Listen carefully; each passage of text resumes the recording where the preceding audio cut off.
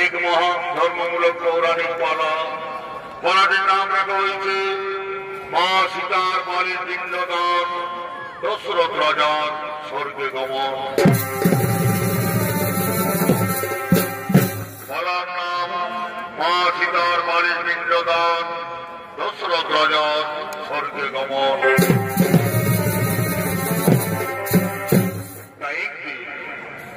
নন্দমুনি এবং তার স্ত্রী জ্ঞানবতী জল বিবাদে ক্লান্ত হয়ে তারা চলে চলে আসছে।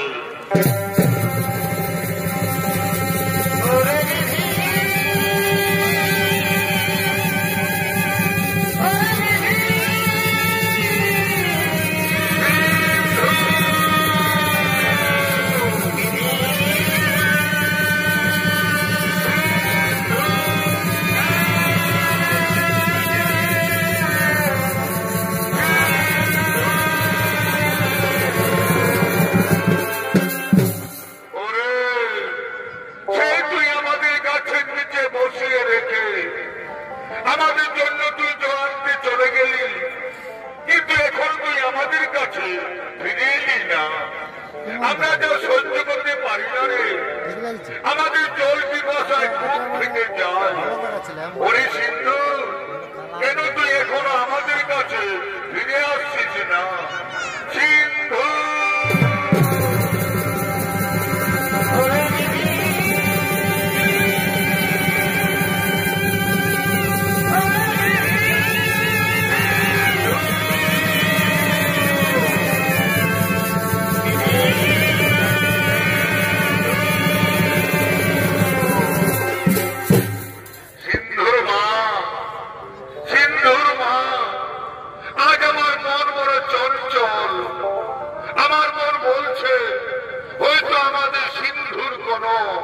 বিপদ হয়েছে না গো না, তুমিও কথা বলো না।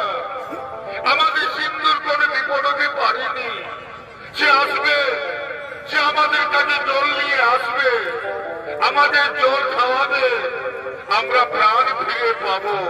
তুমি কেঁদো না, তুমি কেঁদো না। সিন্ধুর মা, সিন্ধুর মা, ওই তো আমাদের সিন্ধুর পায়ের শব্দ শোনা যাচ্ছে। আমাদের সিন্ধু আসছে, আমাদের সিন্ধু জল নিয়ে আমাদের কাছে আসছে। ওরে সিন্ধু, এত কেন দেরি করলি? আয় বাবা, তুই আমাদের কাছে তাড়াতাড়ি আয়, আমাদের জল খাওয়া, আমাদের প্রাণ বাঁচা। সিন্ধু, দে বাবা, আমাদের গলা শুকিয়ে গেছে, দে বাবা, তুই আর দেরি করিস না রে, দে বাবা, তুই আমাদের তাড়াতাড়ি জল খাওয়া। আমাদের কে আপনি? আমাদের সিন্ধুকে এমন ভাবে আমাদের জল খাওয়াইনি, তবে কে আপনি? পরিচয় দেন, তা না হলে অভিশাপ দেব। আমি অযোধ্যার মহারাজ দশরথ, অযোধ্যার মহারাজ দশরথ। আপনি এসেছেন? হে রাজন, আমাদের সিন্ধুর সাথে আপনার কি দেখা হয়েছে? আমাদের সিন্ধু গেছিল ওই নদীর পাড়ে জল আনতে, তার সাথে আপনার কি দেখা হয়েছে? মুনিবর, আজ আমি মহাপাপী মুনিবর, আজ আমি মহাপাপী রাজা দশরথ। কেন রাজা, কি পাপ করছো তুমি? আমাদের কাছে বলো, কি পাপ করছো তুমি? মুনিবর, আপনাদের সিন্ধু ওই নদীতে জল তুলতেছিল, আমি মৃগীর অপেক্ষা করে বসেছিলাম। আমি মনে মনে ভাবলাম হয়তো কোন হরিণী জল পান করছে।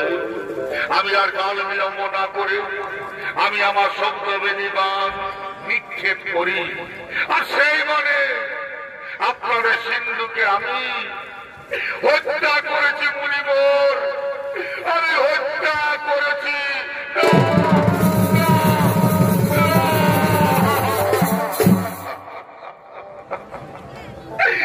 কি বললে রাজা,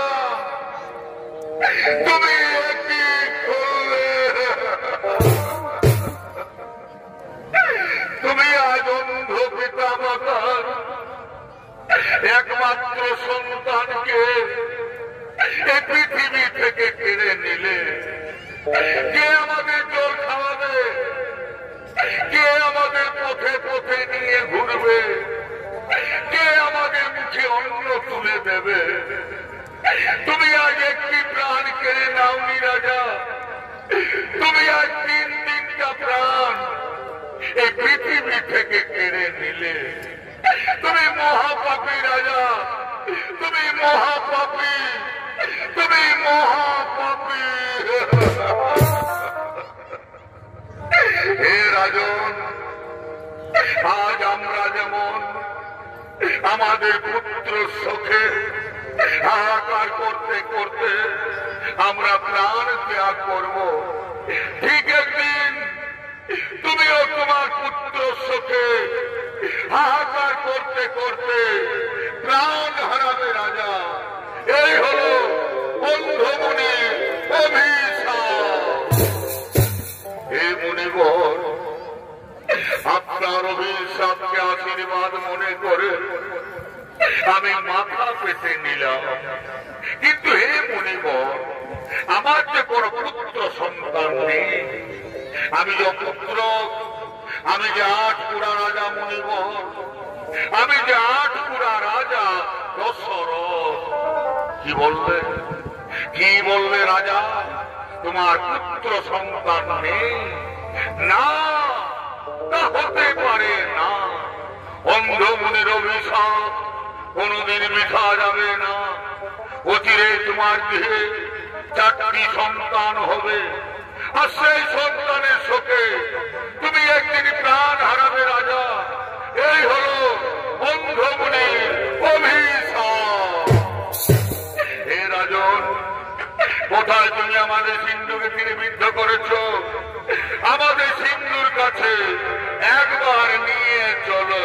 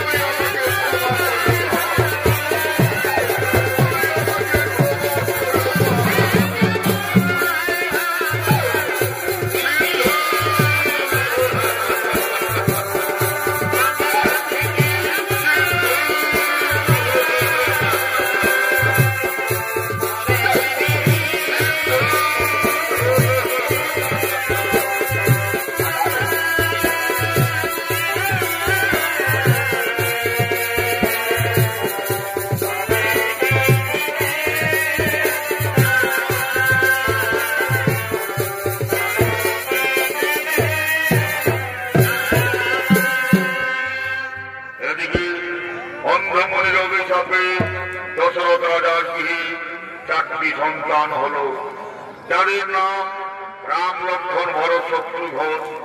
তারা ধীরে ধীরে সর্ববিদ্যায় পারদর্শী হলেন।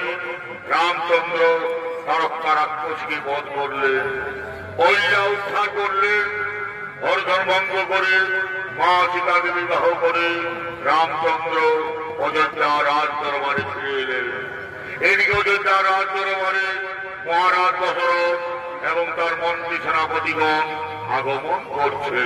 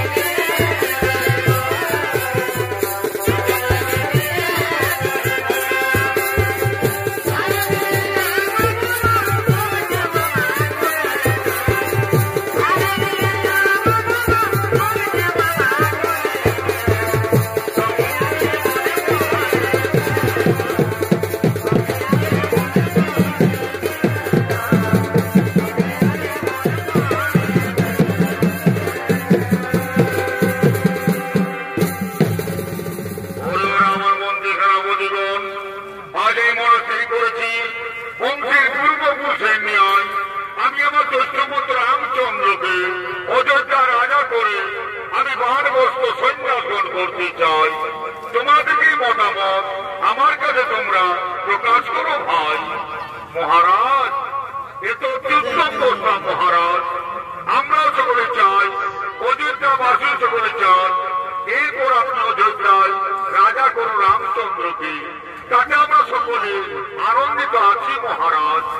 ওরে ওরে আমার মন্ত্রী সেনাপতিগণ, তা তুমি এই মুহূর্তে অযোধ্যার প্রতিটি ঘরে ঘরে সংবাদ জানিয়ে দাও, কাল সুপ্রভাতে আমার জ্যেষ্ঠ পুত্র রামচন্দ্র হবে অযোধ্যা রাজা। তারা যেন সকলে অযোধ্যা রাজ দরবারে আসে, আমার ছেলে রামকে সকলে আশীর্বাদ দিন। তাই তুমি এই মুহূর্তে অযোধ্যার প্রতিটি ঘরে ঘরে সংবাদ জানিয়ে দাও। তাই হবে মহারাজ, তাই হবে।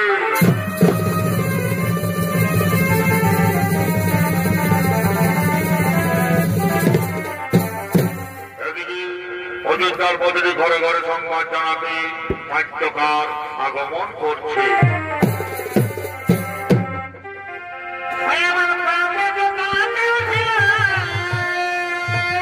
রাম রাম রাম রাম রাম রাম রাম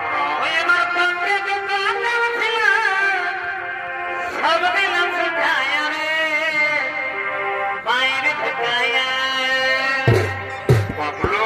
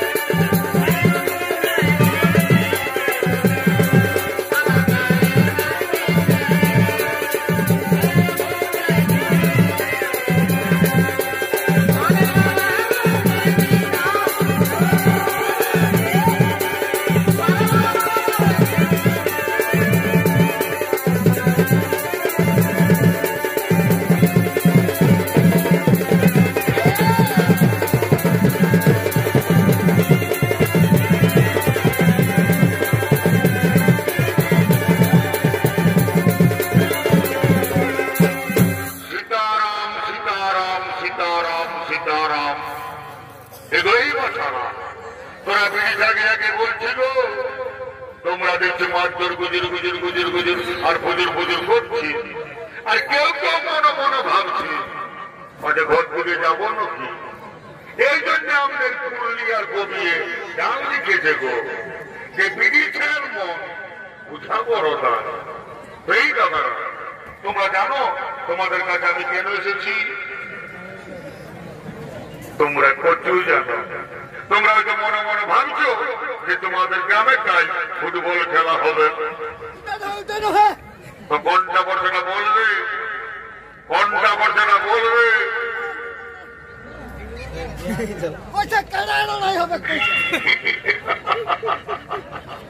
ইসালা তোমের চেন্দ্র বটে, ইসালা আন করছে কারো শুনে তো ভালো করে বলবে। ইসালা মদন গাঁদা খাইছে, হারিয়া খাচ্ছে, হারিয়া ইসালা চারটে ধরে পাল্লায় করলি বাপ। ইসালা মদ গাঁজা দিলিছে হারিয়া খাই সব ভুলিয়ে যাইছে। কাল অযোধ্যায় দশরথ রাজার বেটা রাম রাজা হবে। এই জন্য মহারাজ তোমাদেরকে সবাইকে নিমন্ত্রণ করতে পাঠাইছে। দেখো মা, মসি, কাকি, জেঠিরা তোমরা কে বলছিল কাল তোমরা কেউ ঘরে থাকো না বাচ্চারা, তোমরা সবাই যাবে অযোধ্যা রাজ দরবারে।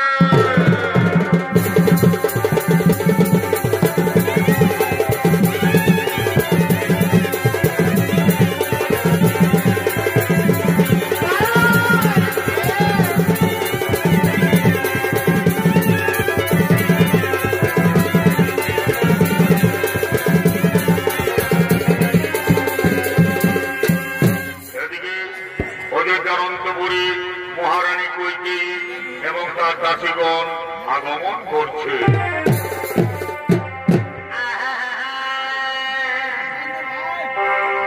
কহলে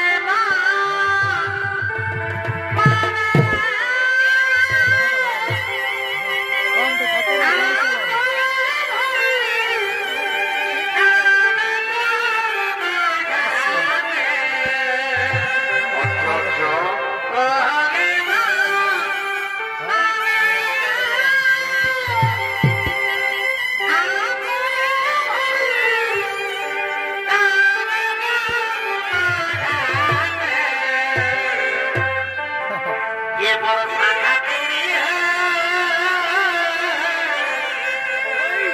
ये बरदोए दिखाना सोहे नदी में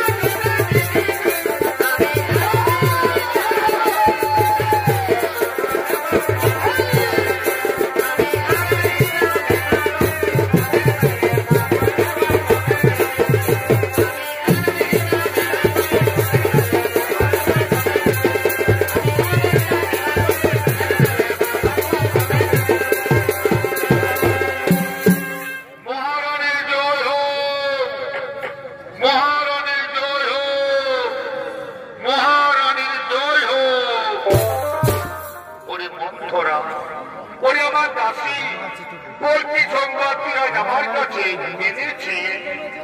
মহারানী, কাল অযোধ্যা রাজা হবে রামচন্দ্র, এই সংবাদ আমি তোমার কাছে এনেছি। ওরে মন্থরা, একটু অতি আনন্দের সংবাদ তুই আজ আমার কাছে এনেছি। অযোধ্যা রাজা হবে রামচন্দ্র, এর থেকে আর আমার কাছে কি আনন্দের সংবাদ হতে পারে রে মন্থরা? এই যে আমার বড় রত্নহার, তোকে আমি পুরস্কারে পুরস্কৃত করলাম। ছি মহারানী, রাম রাজা হবে আর তোমার এত আনন্দ কিসের?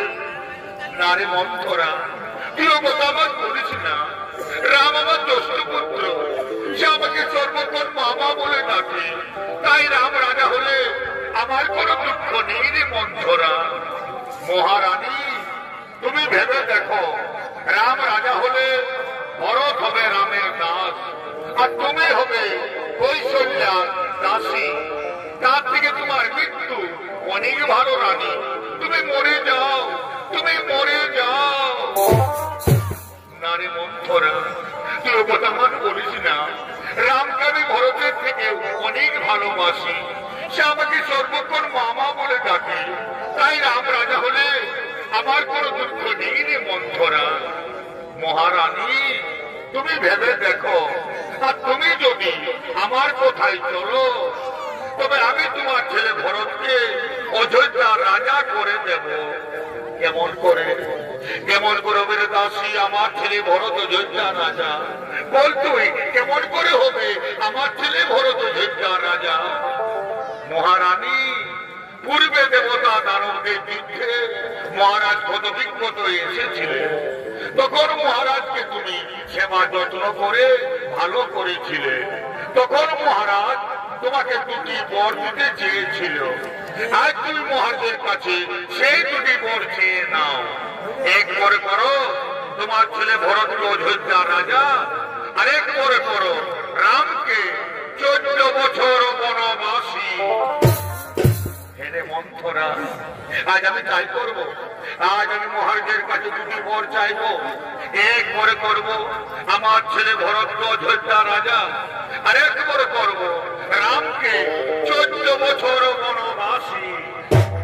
মহারানী, তুমি তোমার অলংকার খুলে ফেলো, তুমি মাটিতে পড়ে থাকো, তবে তুমি মহারাজের কাছে ওই দুটি বর পাবে। ওই তো মহারাজ তোমার কাছেই আসছে। এখন আমি আসি রানী, এখন আমি আসি। মহারানী,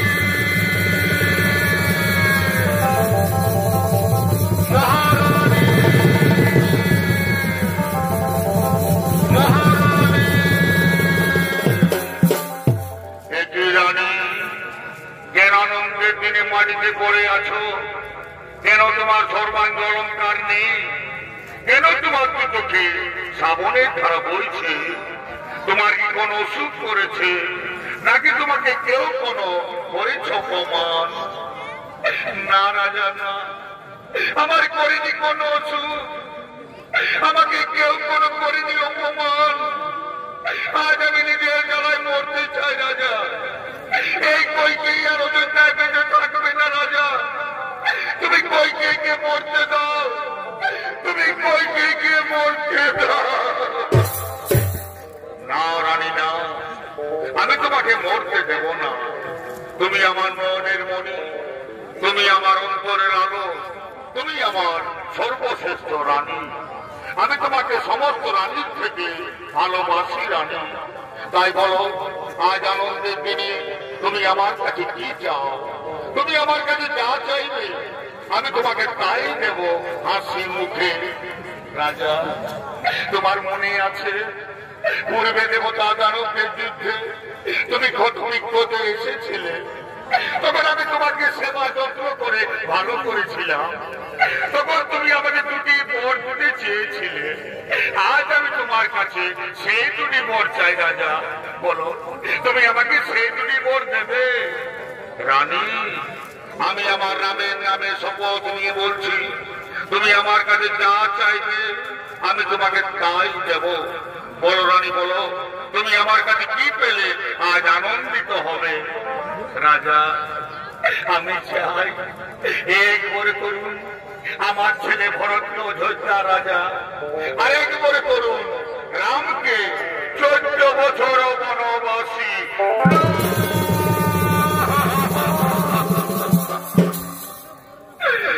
না রানী না, তুমি এইবার আমার কাছে চেও না, তুমি অন্যবার আমার কাছে চাও, তুমি অন্যবার আমার কাছে যা চাইবে আমি তোমাকে তাই দেব, কিন্তু তুমি আমার কাছে এই বর চেও না।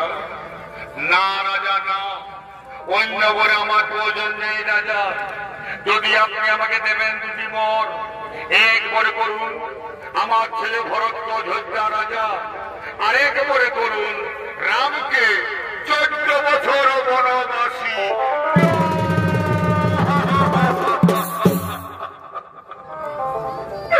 কোথায় বজ্র তুমি,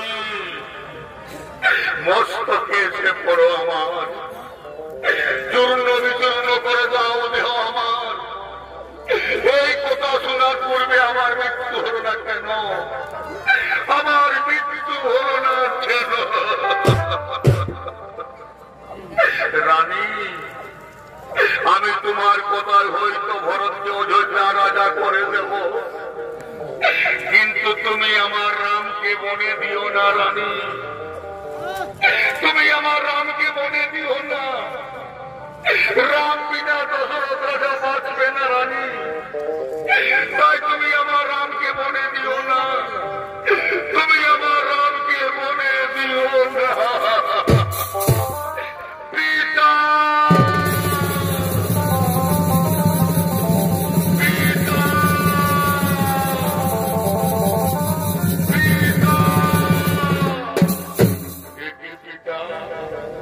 কেন সিংহাসন ছেড়ে মাটিতে পড়ে আছেন? কি হয়েছে আপনার? কেন আপনি আমার সাথে কথা বলছেন না? মা, মা গো, তুমি তো সকলেই জানো মা, কি হয়েছে আমার পিতা? কেন উনি আমার সাথে কথা বলছেন না? ওরে রাম, তোর পিতা আজ আমার কাছে অঙ্গীকার আবদ্ধ, আজ আমি ওনার কাছে 2টি বর চেয়েছি, এক করে করতে হবে আমার ছেলে ভরত অযোধ্যা রাজা, আরেক করে হবে তুমি 14 বছর বনবাসী। মা, এই কথা মা, এই জন্য আমার পিতা পড়ে আছেন মাটিতে। না পিতা না, উঠুন আপনি সিংহাসন গ্রহণ করুন, ভরতকে কোন অযোধ্যা রাজা, রাম হবে 14 বছর বনবাসী। হে পিতা, আজ আমার কি পরম সৌভাগ্য যে আমি আমার পিতা মাতার ঋণ শোধ করতে আমি চলে যাব 14 বছর বনবাসে। বিদায় পিতা, বিদায় মাতা, বিদায় অযোধ্যাবাসী, তোমরা আমাকে বিদায় দাও। রাম, তুই আমাকে ছেড়ে যাস রে রাম, তুই আমাকে ছেড়ে যাস রে। বিদায় পিতা, বিদায় মাতা, বিদায় অযোধ্যাবাসী।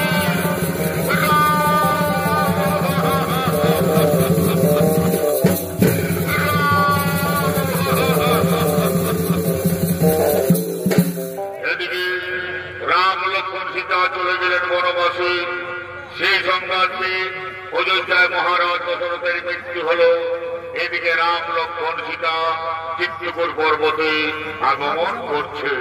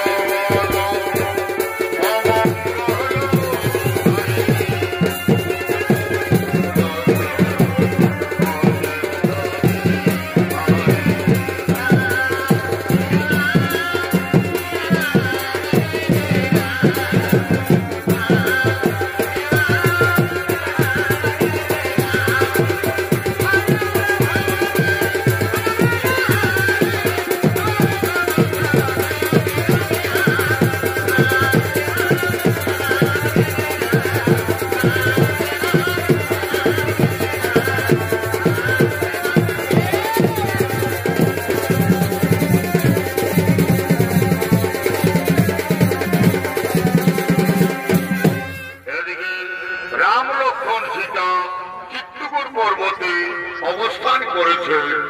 এদিকে ভরত শত্রুঘ্ন চিত্রকূট পর্বতে আগমন করছে।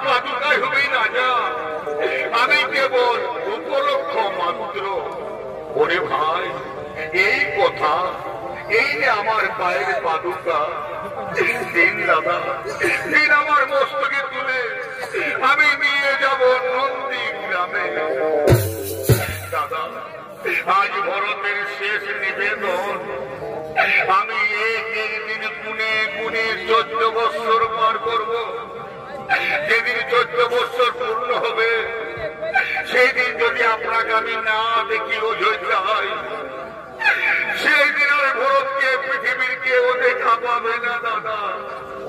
সেদিন এই ভরত মরবে, তাকে কেউ রক্ষা করতে পারবে না দাদা। এই কেউ না, এই কেউ না। ওরে ভাই ভরত, আমি তোকে কথা দিলাম, যেদিন 14 বছর পূর্ণ হবে সেই দিন আমি অবশ্যই ফিরব অযোধ্যায়। এবার তুই ফিরে যা ভাই। বিদায় দাদা, বিদায় দাদা। ভরত, বিদায় দাদা, বিদায় দাদা।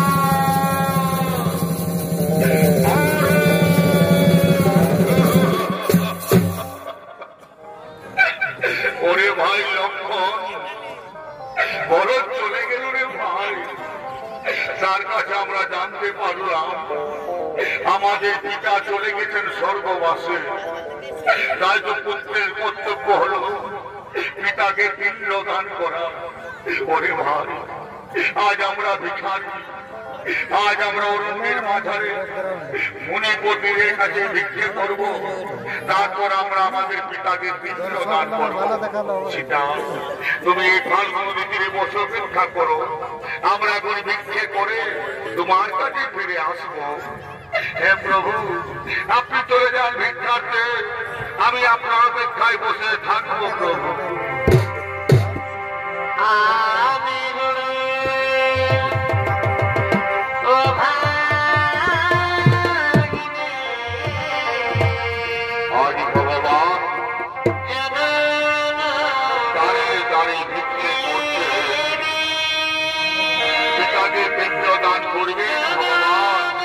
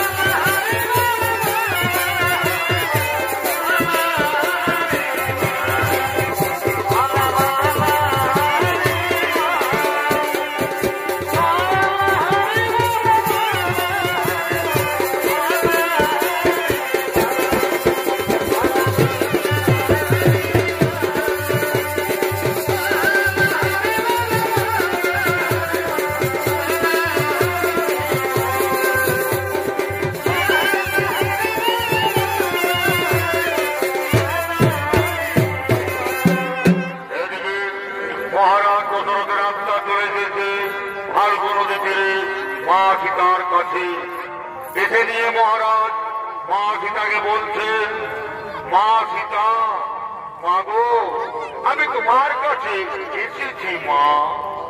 হে পিতা, আপনার চরণে আমার শতকোটি প্রণাম পিতা, আপনার চরণে আমার শতকোটি প্রণাম গ্রহণ করুন পিতা। তথাস্তু মা সীতা। হে মা সীতা, আমার ছেলে আমাকে পিণ্ড দান দিইনি মা, তাই তো আমি স্বর্গে যেতে পারি না মা। আমার জন্য স্বর্গের দ্বার চিরতরে বন্ধ হয়ে আছে।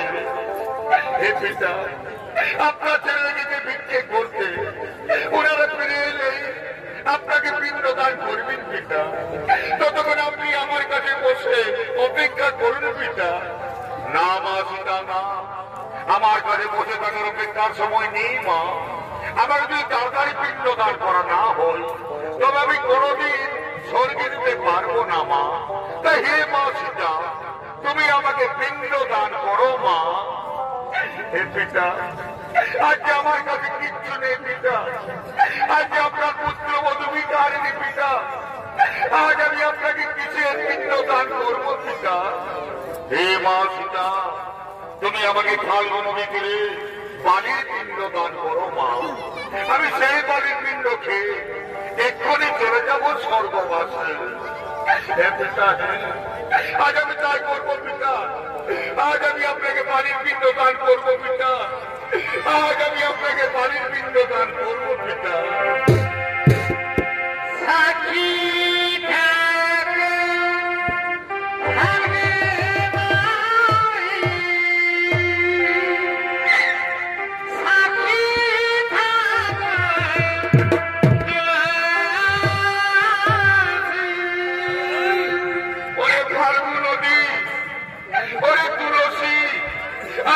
সাক্ষী থাকো, তোমাদের সাক্ষী রেখে আজ আমি আমার শ্বশুরকে বাড়ির পিণ্ড দান করছি।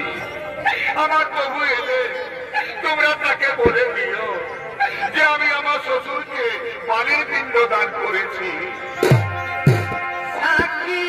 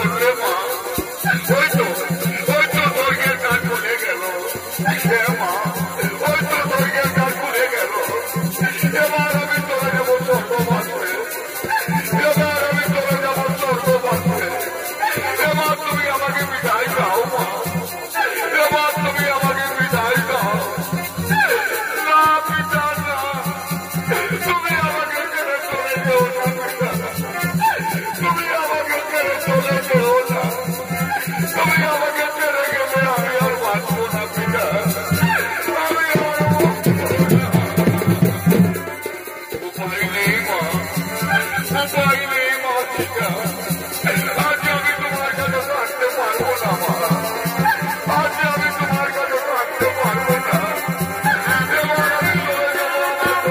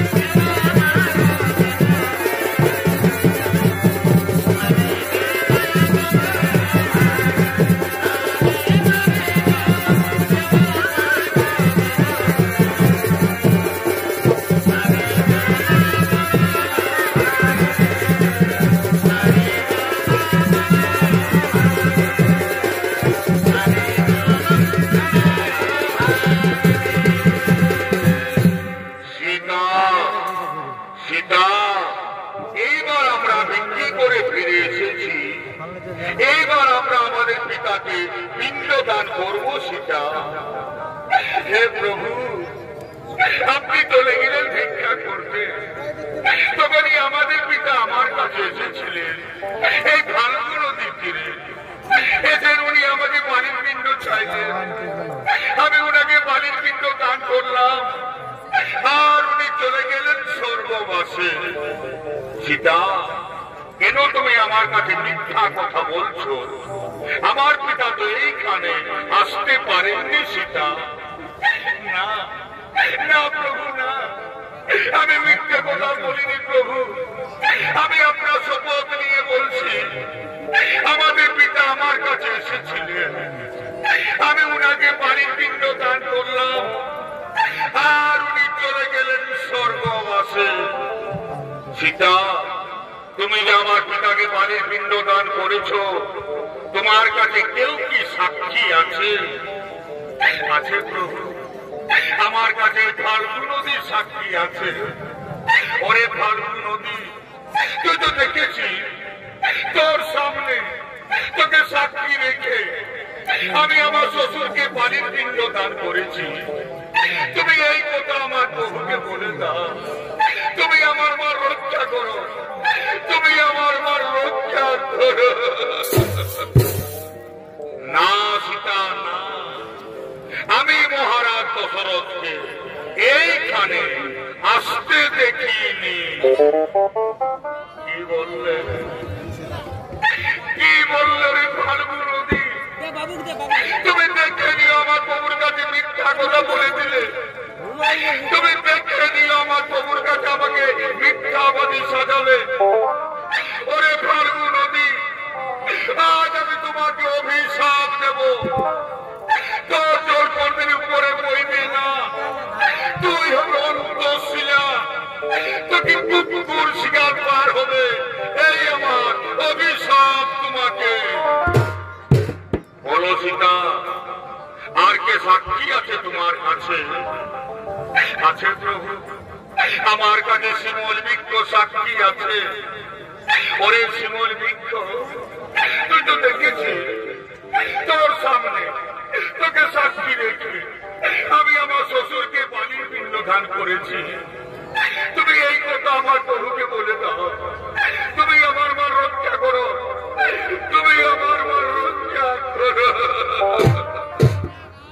না সীতা, না, আমি মহারাজ দশরথকে এইখানে এইখানে আসতে দেখিনি।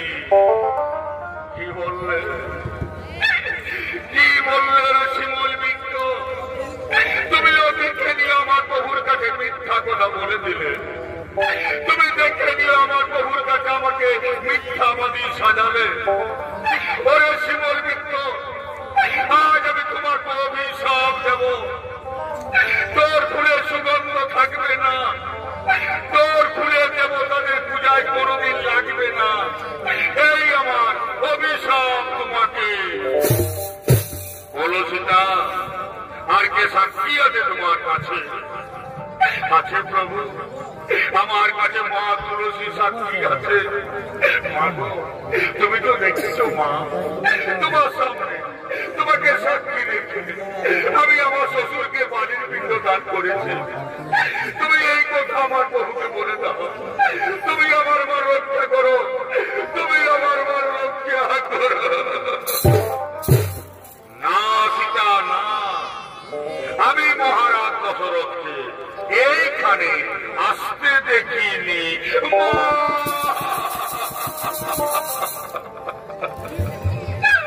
মা গো, তুমি মিথ্যা কথা বলে দিলে মা। তুমি দেখে নিয়ে আমার প্রভুর কাছে আমাকে মিথ্যাবাদী সাজালে। তুমি দেখে নিয়ে আমার প্রভুর কাছে আমাকে মিথ্যাবাদী সাজালে।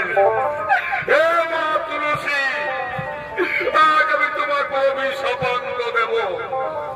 তোর কাজ যেখানে সেখানে পার হবে, তোমাকে কুকুরও ঘৃণা করবে। এই আমার অভিশাপ তোমাকে। বলো সীতা, আর কে সাক্ষী আছে তোমার কাছে? আছে প্রভু, আমার কাছে বটবৃক্ষ সাক্ষী আছে। ওরে বটবৃক্ষ, তুই তো দেখেছিস তোর সামনে তোকে সাক্ষী রেখে আমি আমার শ্বশুরকে বাড়ির পিণ্ড দান করেছি। তুমি এই কথা আমার বহুকে বলে দাও। তুমি আমার মা রক্ষা করো, তুমি আমার মা রক্ষা করো। হে মা সীতা, হে প্রভু রামচন্দ্র, আপনি চলে গেলেন ভিক্ষা করতে। তখনই আপনার পিতা মহারাজ এসেছিলেন ফাল্গু নদী তীরে। এসে নিয়ে মহারাজ মা সীতাকে বাড়ির পিণ্ড চাইলেন। মা সীতা মহারাজকে বাড়ির পিণ্ড দান করলেন। তখনই মহারাজ চলে গেলেন স্বর্গবাসী। এটা আমি নিজের চোখে দেখেছি প্রভু। আমি যেমন করে মিথ্যা কথা বলিনি প্রভু। মা সীতা যা বলেছেন তা সম্পূর্ণ সত্য ঘটনা প্রভু। ধন্য ধন্য রে বটবৃক্ষ, তুই আজ আমার মা রক্ষা করলি। ওরে বটবৃক্ষ, আজ আমি তোমাকে আশীর্বাদ দেব। সত্য ত্রেতা দাপর কলি, যার দিন তুই অমর হয়ে থাকবি। তোর পাতা তোর গাছ থেকে কোনদিন ঝরে শেষ হবে না। তোর ছায়া থাকবে শান্তি শীতল স্নিগ্ধ। তোর ছায়া নিচে যেজন বসবে সে চির শান্তি থাকবে। তুই চিরদিন অক্ষয় পথ হয়ে থাকবি। এই আমি তোমাকে আশীর্বাদ দান করলাম প্রভু। এবার তো আমি মিথ্যে বলিনি প্রভু, এবার আমি মিথ্যে বলিনি। উঠো সীতা, উঠো তুমি। আমি প্রমাণ পেলাম সত্য তুমি আমার পিতাকে বাড়ির পিণ্ড দান করেছ। তাই নারী হয়ে জগতের মুখে পিণ্ডদানের খ্যাতি যুগে যুগে মানবের মুখে অমর হয়ে থাকবে। এই আমি তোমাকে আশীর্বাদ দান করলাম। শুনো সীতা, শুনো ভাই লক্ষণ, এইবার আমরা চিত্তকূট পর্বত ছেড়ে চলে যাব পঞ্চবটি বনে। আজ দুহাত তুলে বললে কৃষ্ণ না, রাধে রাধে সকল মনস্কার। সীতারাম সীতারাম। আজ দুহাত